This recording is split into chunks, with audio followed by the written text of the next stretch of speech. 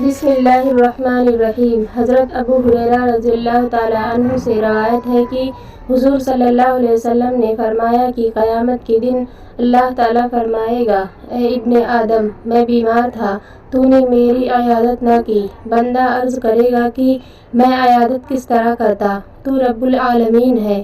اللہ فرمائیں گے، فلاں شخص بیمار تھا، اگر تو عیادت کرتا تو مجھ کو وہیں پاتا۔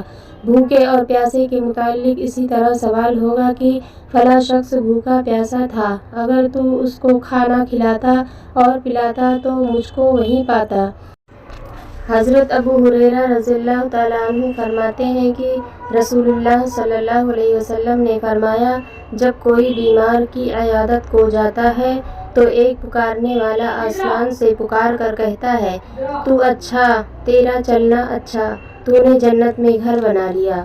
حضرت انس رضی اللہ تعالیٰ عنہ نے روایت کی ہے کہ حضور صلی اللہ علیہ وسلم نے فرمایا، جب کوئی شخص وضو کر کے اپنے مسلمان بھائی کی عیادت کو جاتا ہے تو ثواب کی امید کے ساتھ، تو یہ شخص دوزخ سے 70 سال کی راہ کے فاصلے کے مقدار اور دور ہو جاتا ہے۔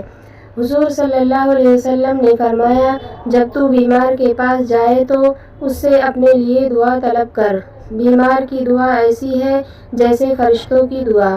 حضرت سعد بن مالک رضی اللہ تعالیٰ عنہ سے روایت ہے کہ حضور صلی اللہ علیہ وسلم نے فرمایا، جس نے اپنی بیماری میں 40 مرتبہ لا الہ الا انت سبحانک انی کنت من الظالمین پڑھا، پھر اسی بیماری میں مر گیا تو اس کو ایک شہید کے برابر ثواب ملتا ہے۔ اگر اچھا ہو جاتا ہے تو تمام گناہوں سے پاک ہو کر اچھا ہوتا ہے۔ حضور اکرم صلی اللہ علیہ وسلم کا معمول تھا کہ غریب سے غریب بیمار ہوتا تو اس کی عیادت کو تشریف لے جاتے، اور صحابہ کرام رضی اللہ عنہم کو ارشاد فرماتے، عیادت بھی ایک مسلمان کا فرض ہے۔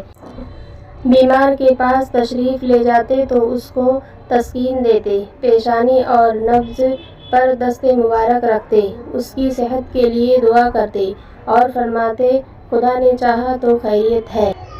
ہمارے چینل کو لائک اور سبسکرائب ضرور کر لیں۔ جزاک اللہ۔